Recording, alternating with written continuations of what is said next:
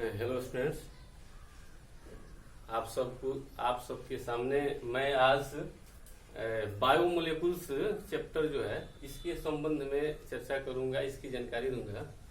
बायोमोलेकुल्स chemistry के applied chemistry वाला जो पोर्शन है उसमें यह एक चैप्टर है जिसमें से 4 नंबर का प्रश्न 12th के एग्जाम में पूछता है केमिस्ट्री में। तो इस बायोमोलेकुल्स के बारे में हम जानते हैं बायोमोलेकुल्स है क्या। तो वैसे ऑर्गेनिक कंपाउंड्स जो जीव जंतुओं से प्राप्त होते हैं, अर्थात पेड़ पौधे और एनिमल्स, उनके शरीर में जो पाए जाने वाले ऑर्गेनिक कंपाउंड्स हैं उनको बायोमोलेकुल्स कहा जाता है। जैसे इसमें कार्बोहाइड्रेट, प्रोटीन, वसा, विटामिन्स, डीएनए, आरएनए, एटीपी, इस तरह के बहुत सारे अणु हैं जो कि जीव जंतुओं के लिए बहुत ज्यादा जरूरी है। तो इन्हीं अणुओं के बारे में बायोमोलेकुल्स के रूप में उनको पढ़ना है। इसमें बायोमोलेकुल्स का अध्ययन जिस ब्रांच के अंतर्गत किया जाता है उसको बायोकेमिस्ट्री कहा जाता है। केमिस्ट्री का यह एक भाग है, शाखा है, जिसको बायोकेमिस्ट्री कहा जाता है। तो आज हम लोग बायोमोलेकुल्स में कार्बोहाइड्रेट के बारे में जानेंगे कि कार्बोहाइड्रेट का क्या रोल है, इनका भौतिक रासायनिक गुण क्या है, इनकी संरचना कैसी होती है, ये सब आपको इसमें जानना है। तो कार्बोहाइड्रेट का परिभाषा क्या है, यहाँ देख रहे हैं कार्बो और हाइड्रेट्स, इसमें 2 शब्द मिले हुए हैं, कार्बो और हाइड्रेट्स। ये नाम इसलिए दिया गया क्योंकि ये कार्बन के हाइड्रेट्स हैं। इनका ये जो कार्बोहाइड्रेट होते हैं इसमें जल के समान ही हाइड्रोजन और ऑक्सीजन का अनुपात होता है, यानी कि जिस तरह से जल में 2 हाइड्रोजन और 1 ऑक्सीजन रहते हैं, यानी कि हाइड्रोजन और ऑक्सीजन का जो रेशियो 2:1 होता है, उसी तरह से इन कार्बोहाइड्रेट्स में भी रेशियो पाया जाता है हाइड्रोजन और ऑक्सीजन का। इसलिए इनको हाइड्रेट्स ऑफ कार्बन भी कहा जाता है। यानी कि कार्बोहाइड्रेट की परिभाषा में आप ये कह सकते हैं कि hydrates of carbon are known as carbohydrate. वैसे ये परिभाषा तो है ही, लेकिन इसमें कहीं कहीं इसमें इसका पालन नहीं हो पाता है। इसलिए इसका सबसे आधुनिक और अच्छा जो परिभाषा है वह है पॉलीहाइड्रोक्सी एल्डिहाइड, पॉलीहाइड्रोक्सी एल्डिहाइड और कीटोन और इट्स डेरिवेटिव्स। यानी कि कार्बन के हाइड्रेट्स तो है ही, लेकिन इसमें टर्म है पॉली। पॉली का अर्थ होता है अनेक, 2 या उससे अधिक। हाइड्रोक्सी, हाइड्रोक्सी का मतलब OH ग्रुप, हाइड्रोक्सिल ग्रुप की संख्या इसमें कम से कम 2 होती है और उससे अधिक इसकी संख्या तो हजारों में हो सकती है। तो ये पॉलीहाइड्रोक्सी, और इसके बाद क्या रहना चाहिए साथ में, तो एल्डिहाइड यानी CHO ग्रुप और कीटोन, यानी कि कम से कम 1 एल्डिहाइड अथवा कम से कम 1 कीटोन रहना चाहिए इसमें। और साथ ही साथ हाइड्रोक्सिल ग्रुप की संख्या, OH ग्रुप की संख्या कम से कम 2 रहनी चाहिए, तो उसको कहा जाता है कि ये कार्बोहाइड्रेट है। तो इसका सबसे सुंदर परिभाषा है कार्बोहाइड्रेट का, पॉलीहाइड्रोक्सी एल्डिहाइड अथवा कीटोन या इनके व्युत्पन्न को, जो डेरिवेटिव है, उनको कार्बोहाइड्रेट कहा जाता है। तो कार्बोहाइड्रेट प्रकृति में जो ऑर्गेनिक कंपाउंड्स हैं उनमें सबसे ज्यादा मात्रा में पाया जाने वाला यौगिक है। कार्बोहाइड्रेट का वर्गीकरण किया जाता है, यहाँ आप देखते हैं उसे वर्गीकरण से पहले कि इसमें आप देख रहे हैं ये एल्डिहाइड ग्रुप है CHO, ये एल्डिहाइड हो गया। और यहाँ पर आप देख रहे हैं कि कीटोन है, ये कीटोन हो गया, ये एल्डिहाइड है CHO, ये एल्डिहाइड हो गया। तो जिस कार्बोहाइड्रेट में एल्डिहाइड पाया जाता है उसको एल्डोज कहते हैं, जिसमें वैसे कार्बोहाइड्रेट जिसमें एल्डिहाइड पाया जाएगा उसको एल्डोज कहा जाता है, और जिसमें कीटोन रहता है उसको कीटोज कहते हैं। अर्थात कार्बोहाइड्रेट का एक और वर्गीकरण हुआ एल्डिहाइड और कीटोन के आधार पर। तो जिसमें एल्डिहाइड रहता है उसको एल्डोज और जिसमें कीटोन रहता है उसको कीटोज कहते हैं। यहाँ आप देख रहे हैं ये कीटोन है यहाँ मौजूद, तो यहाँ कीटोज हो गया, यहाँ एल्डिहाइड है, यह एल्डोज हो गया। सबसे जो सिंपल जो कार्बोहाइड्रेट हैं वो ये 3 कार्बन वाले हैं, जैसे ग्लिसरॉल्डिहाइड, तो ग्लिसरॉल्डिहाइड में यह फर्स्ट हो गया कार्बन, ये सेकेंड हो गया, ये थर्ड हो गया, ये 3 कार्बन है इसमें। इनमें आप देख रहे हैं कि इस परिभाषा को ध्यान दीजिए कि कह रहा है पॉलीहाइड्रोक्सी, यानी कि कम से कम 2 हाइड्रोक्सिल ग्रुप रहना चाहिए। यहाँ आप देख रहे हैं ये हाइड्रोक्सिल ग्रुप, ये और ये 2, ये 2 इसमें हाइड्रोक्सिल ग्रुप है। और उसके बाद एल्डिहाइड अथवा कीटोन, तो यह एल्डिहाइड हो गया। इसमें आप देख रहे हैं इसमें भी 2 हाइड्रोक्सिल ग्रुप है, ये और 2, ये हाइड्रोक्सिल ग्रुप हो गए और यहाँ कीटोन हो गया। तो इस तरह से इसमें कीटोन मौजूद है और साथ ही साथ हाइड्रोक्सिल ग्रुप है, और इसमें भी इसमें एल्डिहाइड है और साथ ही साथ हाइड्रोक्सिल ग्रुप है। तो ये एल्डोज हुआ, ये कीटोज हुआ। आप ये 3 कार्बन वाला है या 6 कार्बन वाले हैं, तो इसमें आप देख रहे हैं कि इसमें भी ये नंबरिंग है, फर्स्ट कार्बन हो गया, first, second, third, fourth, fifth और सिक्स्थ। इसमें आप देख रहे हैं हाइड्रोक्सिल ग्रुप की संख्या यहाँ 1 2 2 3 4 5, इसमें 5 हाइड्रोक्सिल ग्रुप है और एक एल्डिहाइड, ये एल्डिहाइड हो गया और ये 5 हाइड्रोक्सिल ग्रुप हो गए। इसमें आप देख रहे हैं ये ग्लूकोज है, यह अर्थात ग्लूकोज क्या है, तो एक एल्डोज है, इसमें एल्डिहाइड ग्रुप है। उसी तरह से यहाँ आप देख रहे हैं फ्रुक्टोज, तो फ्रुक्टोज एक कीटोज है, क्योंकि इसमें एल्डिहाइड की संख्या नहीं है, इसमें यहाँ पर ये कीटोन है, तो यहाँ कीटोन हो गया। और इसमें हाइड्रोक्सिल ग्रुप की संख्या 1 2 3 4 और 5, इसमें भी 5 हाइड्रोक्सिल ग्रुप है। इन दोनों का जो मोलिकुलर फॉर्मूला है वो एक समान है, लेकिन ये स्ट्रक्चर में और इसके फंक्शनल ग्रुप में डिफरेंस है, इसमें कीटोन और इसमें एल्डिहाइड है। तो ये सामान्य परिचय हुआ कार्बोहाइड्रेट का, यानी कार्बोहाइड्रेट वैसे कार्बनिक यौगिक हैं जिनमें कम से कम 2 हाइड्रोक्सिल ग्रुप और कम से कम 1 एल्डिहाइड अथवा कीटोन, इन दोनों में से कोई एक रहना चाहिए। कार्बोहाइड्रेट ऊर्जा प्रदान करने वाले अणु हैं, शरीर के संरचना, कोशिकाओं के संरचना के निर्माण में सहायक होते हैं। तो अब इनका हम वर्गीकरण करेंगे कार्बोहाइड्रेट का, कि कार्बोहाइड्रेट को कितने भागों में वर्गीकृत किया जाता है। तो एक तो संक्षेप में छोटा सा वर्गीकरण था एल्डोज और कीटोज, जिसको आपको बताया मैंने कि एल्डोज वैसे कार्बोहाइड्रेट हुए जिसमें एल्डिहाइड रहता है, और कीटोज वैसे कार्बोहाइड्रेट हुए जिसमें कीटोन रहता है। और इसके बाद आप इसका वर्गीकरण देखिए कि कार्बोहाइड्रेट को मूल रूप से कितने भाग में वर्गीकृत किया जाता है। तो कार्बोहाइड्रेट को हम लोग उसके संरचना के आधार पर उसको बांट देते हैं हम लोग 3 भाग में मूल रूप से। उसमें कितने अणु रहते हैं इस आधार पर बांट देते हैं इसको 3 भाग में। एक जो भाग है इसका, ये मोनोसैकेराइड, मोनोसैकेराइड्स, ओलिगोसैकेराइड्स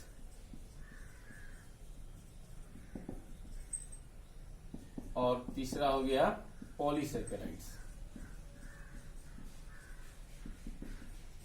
पॉलीसैकेराइड्स, ये 3 प्रकार के हो गए कार्बोहाइड्रेट।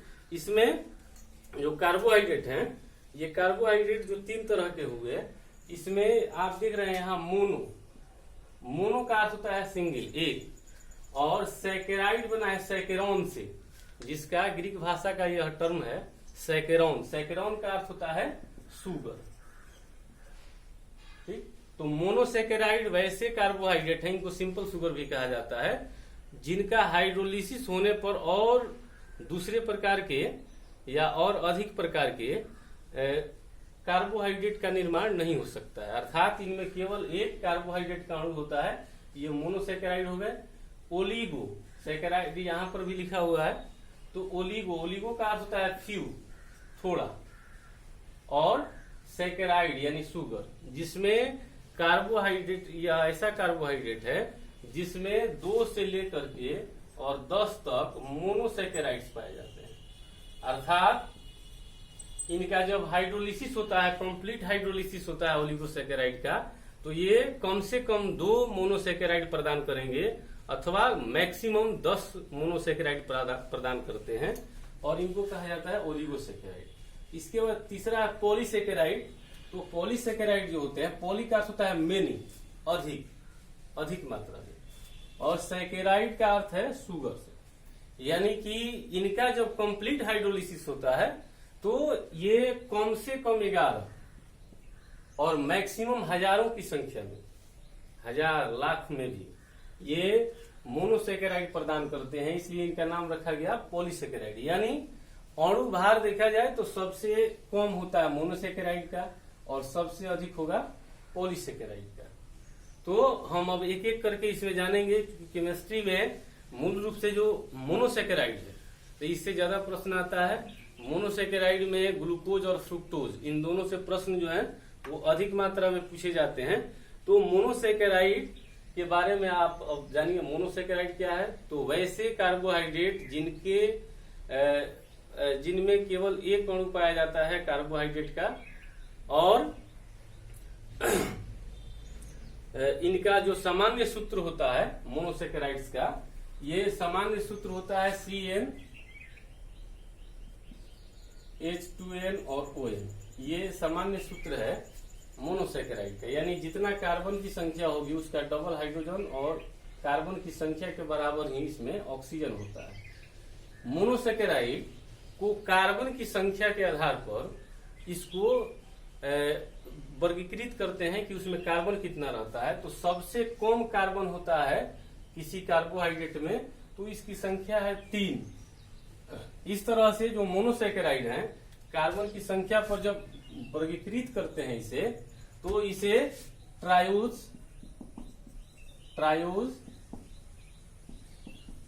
टेट्रोज, पेंटोज, हेक्सोज, इसी तरह से इसको आगे भी ये कहा जाता है। तो ट्राई का अर्थ होता है 3, टेट्रा का अर्थ होता है 4, पेंटा 5, हेक्सा 6। यानी कि वैसे मोनोसेकेराइड जिसमें कार्बन की संख्या रहती है 3, उनको कहते हैं ट्रायोज। इसका अणु सूत्र हो जाएगा C3H6O3। जैसे कि आपको इससे पहले हमने वहां स्ट्रक्चर बनाया था ग्लिसरॉल्डिहाइड और डाइहाइड्रोक्सी एसीटोन, ये इसके अंतर्गत आते हैं ट्रायोज। टेट्रोज में कार्बन की संख्या 4 होगी C4H8O4। जैसे राइबोज है, राइबोज का नाम आपने सुना होगा। डीएनए और आरएनए के स्ट्रक्चर में जो आरएनए होता है उसमें राइबोज होता है, और जो डीएनए होता है उसमें डीऑक्सी राइबोज पाया जाता है। तो डीऑक्सी राइबोज में यहाँ पर ऑक्सीजन की संख्या घट जाती है। ठीक, इसके बाद पेंटोज है, पेंटा का अर्थ होता है 5, उससे बना OAC। ये कार्बोहाइड्रेट के लिए इसमें जोड़ा जाता है सफिक्स के रूप में OAC। ठीक, और इसके पहले यहाँ जो प्रीफिक्स है ट्राई 3 हो गया, टेट्रा 4, पेंटा 5, हेक्सा 6। तो इसमें जो पेंटोज होता है इसमें कार्बन की संख्या 5 होती है C5H10O5। पेंटोज शुगर में इसमें राइबोज हो गया, राइबोज इसका उदाहरण है। इसका इरिथ्रोज हो गया। इसमें ग्लिसरॉल्डिहाइड और डाइहाइड्रोक्सी एसीटोन, ये सब आपको बताया पहले। इसके बाद हेक्सोज, हेक्स का अर्थ होता है 6, इसमें कार्बन की संख्या 6 होती है C6H12O6। जैसे ग्लूकोज हो गया, ग्लूकोज, फ्रुक्टोज, इन सभी में कार्बन की संख्या 6 होती है, इसलिए इनको हेक्सोज भी कहा जाता है। और इसी तरह से जैसा इसके पहले मैंने बताया एल्डोज और कीटोज, जिसमें एल्डिहाइड रहेगा एल्डोज और जिसमें कीटोन रहता है वो कीटोज कहलाता है। तो इसी यहाँ जो ग्लूकोज है यह एक एल्डोज है, फ्रुक्टोज एक कीटोज हो गया। और एल्डोज और कीटोज के परिप्रेक्ष्य में अगर हेक्सोज का वर्गीकरण करते हैं तो ये 2 तरह का हो जाएगा। इसको अल्डो हेक्सोज और कीटो हेक्सोज कहा जा सकता है।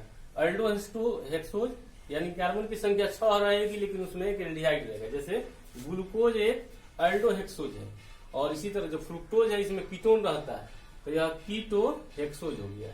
यानी कि कीटोन भी है और कार्बन की संख्या 6, तो कीटो हेक्सोज हो जाएगा। उसी तरह से अगर पेंटोज का वर्गीकरण करेंगे अल्डोज कीटोज में, तो उसको कहा जाएगा अल्डो पेंटोज और कीटो पेंटोज। इसको अगर वर्गीकरण करेंगे अल्डो टेट्रोज और कीटो टेट्रोज। इसका वर्गीकरण करेंगे तो अल्डो ट्रायोज और कीटोट्राइब्स। तो ये वर्गीकरण हुआ इसका, ये मोनोसैकेराइड्स हो गए। और मोनोसैकेराइड्स में सबसे ज्यादा मात्रा में जो कार्बोहाइड्रेट है उसमें सबसे ज्यादा मात्रा में ये ग्लूकोज पाया जाता है, ग्लूकोज सबसे अधिक मात्रा में पाया जाता है। तो यहाँ पर अब हम ग्लूकोज के बारे में जानेंगे स्पेशली कि ग्लूकोज क्या है, इसकी संरचना कैसी होती है और ग्लूकोज के भौतिक रासायनिक गुण क्या है, इन सभी के बारे में जानना है। तो आइए अब हम जानते हैं ग्लूकोज के बारे में।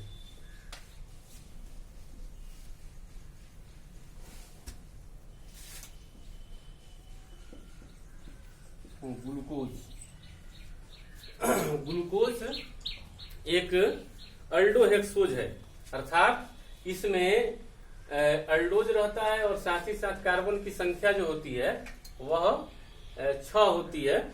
इसको डेक्सट्रोज या ग्रेप शुगर भी कहा जाता है। ग्लूकोज का और नाम है, इसको डेक्सट्रोज भी कहते हैं, डेक्सट्रोज या ग्रेप शुगर,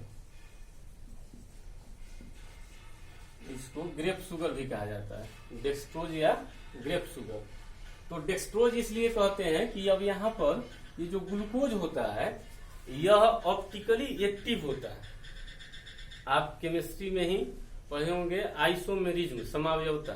तो उसमें एक आइसोमेरिज्म में ऑप्टिकली एक्टिव स्टेरियो आइसोमेरिज्म पढ़ना होता है। तो ये ऑप्टिकली एक्टिव होता है ग्लूकोज। और ऑप्टिकली एक्टिव जो कंपाउंड है वो दो तरह के होते हैं, एक डेक्स्ट्रो रोटेटरी या एक लीवो रोटेटरी होता है। डेक्स्ट्रो रोटेटरी और दूसरा होता है लीवो रोटेटरी। तो ये ग्लूकोज डेक्स्ट्रो रोटेटरी होते हैं और इसलिए इनको डेक्सट्रोज भी कहा गया। OAC जोड़ते हैं ग्लूकोज के लिए। और यह डेक्स्ट्रो रोटेटरी होता है यानी कि राइट हैंडेड होता है और इसलिए इसको डेक्सट्रोज भी कहते हैं। ग्रेप शुगर, चूंकि ग्रेप से अंगूर में इसकी मात्रा अच्छी खासी मात्रा पाई जाती है और इसलिए इसको ग्रेप शुगर भी कहा जाता है। और इसके जो ग्लूकोज होता है इसके स्ट्रक्चर को इसके जानना है। तो ग्लूकोज का मोलिकुलर फॉर्मूला जो होता है वह C6H12O6, ये इसका मोलिकुलर फॉर्मूला हो गया।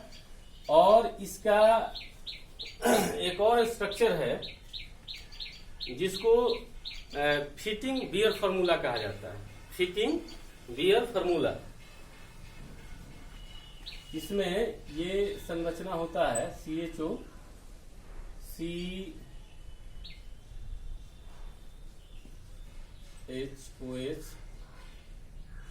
COH या ऐसे कर बियर फार्मूला करेंगे।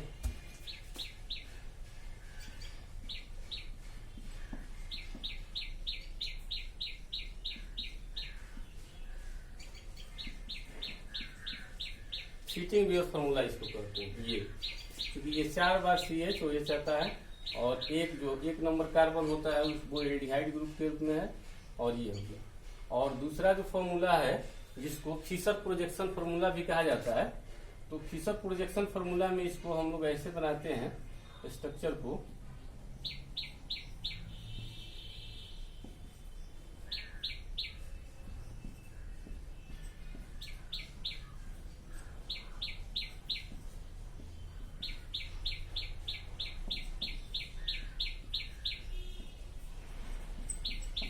ये फिशर प्रोजेक्शन फार्मूला है इसका ग्लूकोज का। यह फर्स्ट कार्बन हो गया, second, third, fourth, fifth, sixth. और इसका एक हावर्स फार्मूला होता है जिसको रिंग स्ट्रक्चर कहते हैं, हावर्स फार्मूला।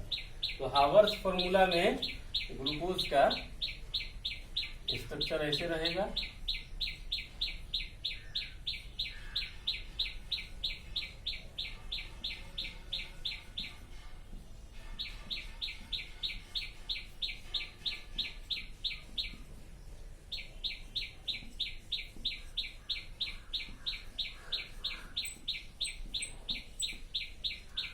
ये हावर्थ फार्मूला हो गया ग्लूकोज का।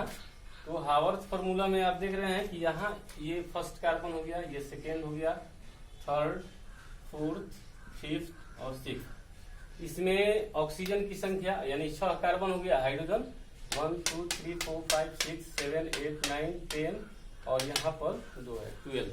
और ऑक्सीजन की जो संख्या है वह 1 2 3 4 5 और 6। ये ऑक्सीजन, ये हावर्थ फॉर्मूला, यह हावर्थ है, हावर्थ फॉर्मूला है। और यह फिशर प्रोजेक्शन फॉर्मूला है, फिशर फॉर्मूला हो गया। और यह हो जाएगा फिटिंग बियर, फिटिंग बियर फॉर्मूला। और यह हो गया मोलिकुलर फॉर्मूला, ये मोलिकुलर फॉर्मूला हो गया। ये सभी स्ट्रक्चर ग्लूकोज के ही हैं। ग्लूकोज सफेद रंग का एक क्रिस्टलीय ठोस है, यानी कि आप फर्स्ट चैप्टर में केमिस्ट्री के पढ़े हैं सॉलिड स्टेट ऑफ मैटर, उसमें आपने पढ़ा है ये जो ऑर्गेनिक कंपाउंड्स होते हैं वो 2 प्रकार के होते हैं। और एक हो गया जो क्रिस्टलीय हो गया और दूसरा हो गया एमॉर्फस। तो ये जो ग्लूकोज होता है यह सफेद रंग का होता है और क्रिस्टलाइन होता है, सॉलिड स्टेट में पाया जाता है। इसका जो मेल्टिंग पॉइंट होता है वह 419 केल्विन होता है। ग्लूकोज का मेल्टिंग पॉइंट 419 केल्विन ये होता है। यह जल में घुलनशील होता है। और साथ ही साथ आपको इसको पहले भी बताया मैंने कि ग्लूकोज जो होता है यह डेक्स्ट्रो रोटेटरी होता है, ऑप्टिकली एक्टिव है और डेक्स्ट्रो रोटेटरी होता है। इसके स्टेरियो आइसोमर्स की संख्या, ये क्वेश्चन ऑब्जेक्टिव में पूछा जा सकता है कि ग्लूकोज के स्टेरियो आइसोमर्स की संख्या कितनी होती है। याद रहना चाहिए कि 15, इसमें 15 होती है इसके स्टेरियो आइसोमरिज्म की संख्या, आइसोमर्स की संख्या। और इसके रासायनिक जो गुण हैं ग्लूकोज के, इन रासायनिक गुण के बारे में जानिए। ग्लूकोज के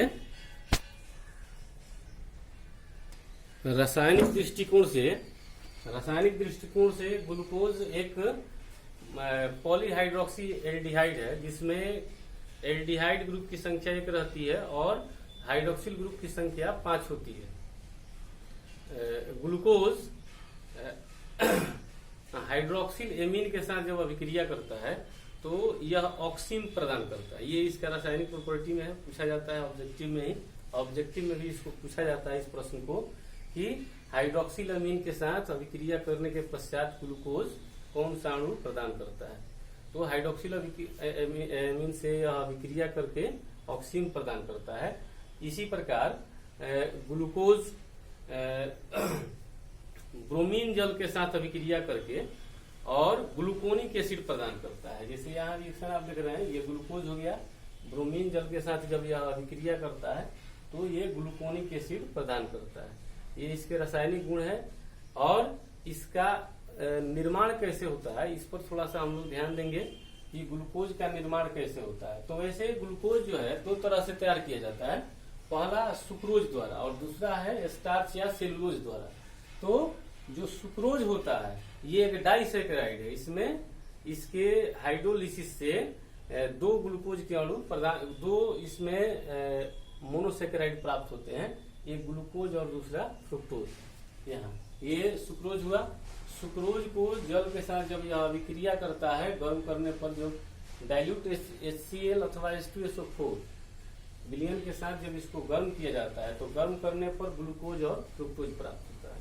समान मात्रा में प्राप्त होते हैं ग्लूकोज और फ्रुक्टोज। इसके इनको इन्वर्ट शुगर भी कहा। ये जो मिक्सचर प्राप्त होता है, यानी कि ये सुक्रोज के गर्म करने से जब उसको गर्म किया जाता है डाइल्यूट HCl अथवा H2SO4 की उपस्थिति में, तो यह एक मिश्रण प्रदान करता है जिसमें आधा भाग जो होता है वो ग्लूकोज रहता है, आधा भाग फ्रुक्टोज रहता है। तो उस मिश्रण को इन्वर्ट शुगर कहा जाता है। इन्वर्ट शुगर, ये भी ऑब्जेक्टिव का क्वेश्चन है कि इन्वर्ट शुगर क्या है, यानी कि सुक्रोज के हाइड्रोलिसिस से जो मिश्रण प्राप्त हो रहा है ग्लूकोज और फ्रुक्टोज को, उसी को इन्वर्ट शुगर कहते हैं। और यह प्रक्रिया इन्वर्सन भी कहलाती है। एक तो एक तरीका यह है, लेकिन औद्योगिक स्तर पर, व्यवसायिक स्तर पर, बड़े पैमाने पर ग्लूकोज का निर्माण स्टार्च अथवा सेलुलोज से होता है।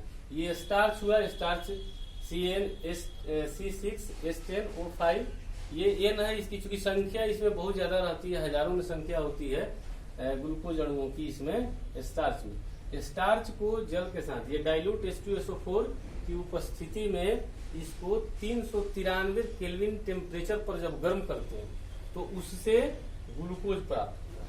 ये औद्योगिक स्तर पर ये स्टार्च से ही इसका निर्माण किया जाता है। और अब इसके बाद हम इसके टेस्ट के बारे में बात करते हैं। टेस्ट, स्वाद नहीं, स्वाद में तो मीठा होता ही है, लेकिन इसका जांच कैसे होता है।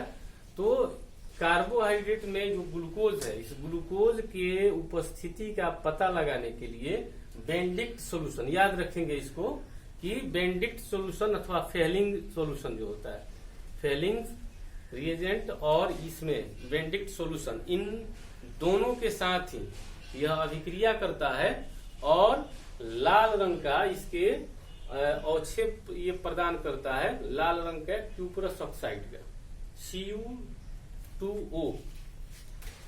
ये जो होता है क्यूप्रस ऑक्साइड, ये रेड कलर का अवक्षेप प्राप्त होता है। किसमें ये ऑब्जेक्टिव क्वेश्चन है कि जांच कैसे किया जाता है, ग्लूकोज का जांच कैसे करते हैं।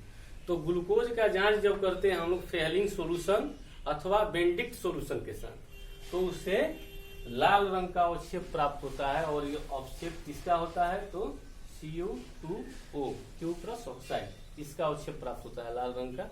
और इसी तरह से एक और इसका टेस्ट है जिसको टोलन रिएजेंट कहा जाता है। टोलन रिएजेंट के साथ जब इसका टेस्ट किया जाता है ग्लूकोज का, तो इससे सिल्वर मिरर प्राप्त होता है, इससे सिल्वर मिरर प्राप्त होता है। तो यह भी ऑब्जेक्टिव में आता है कि सिल्वर मिरर ग्लूकोज के किस प्रकार के रिएजेंट से टेस्ट करने पर वो प्राप्त होता है।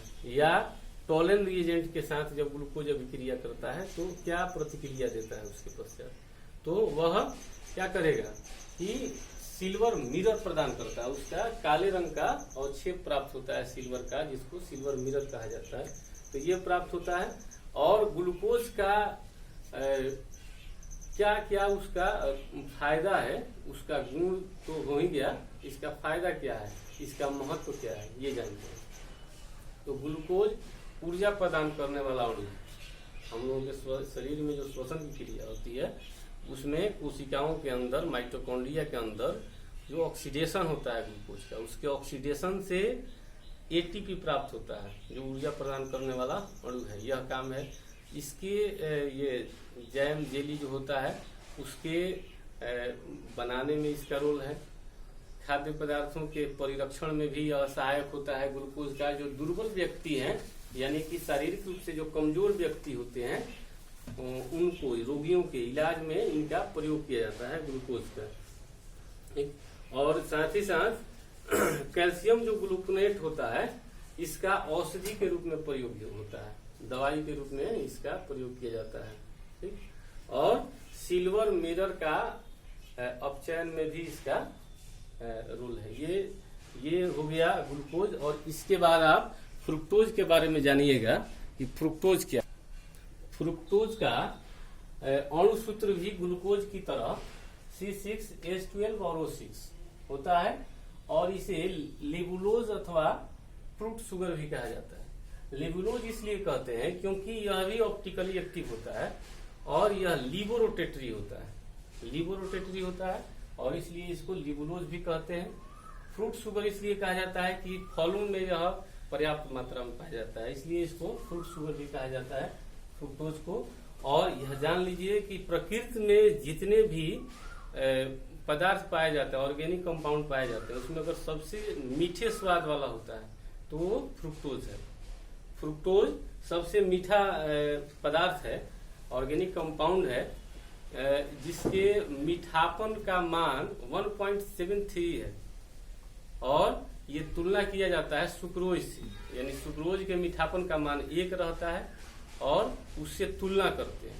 तो तुलना करते हैं तो जो ग्लूकोज होता है या माल्टोज होता है या और जो दूसरे कंपाउंड हैं, उनके मीठापन का मान सुक्रोज से कम रहता है, लेकिन फ्रुक्टोज के मीठापन का मान इससे अधिक होता है। और कुछ ऐसे भी पदार्थ होते हैं जो आर्टिफिशियली सिंथेसाइज होते हैं, यानी कि उनका संश्लेषण कृत्रिम ढंग से किया जाता है, उनको आर्टिफिशियल स्वीटेनर कहते हैं। तो उनका जो मान होता है वो सुक्रोज से बहुत ज्यादा होता है मीठापन का। जैसे सैकरीन, आप नाम सुने होंगे सैकरीन का। सैकरीन एक आर्टिफिशियल स्वीटेनर है जिसके मीठापन का मान 400 गुना होता है, सुक्रोज से 400 गुना होता है। और उसी तरह से एक और पदार्थ है सिंथेटिक जिसको कहा जाता है मोनेलिन। तो मोनेलिन के मीठापन का मान 2000 गुना होता है सुक्रोज से। ठीक, तो ये तो हो गया सामान्य जानकारी इसकी।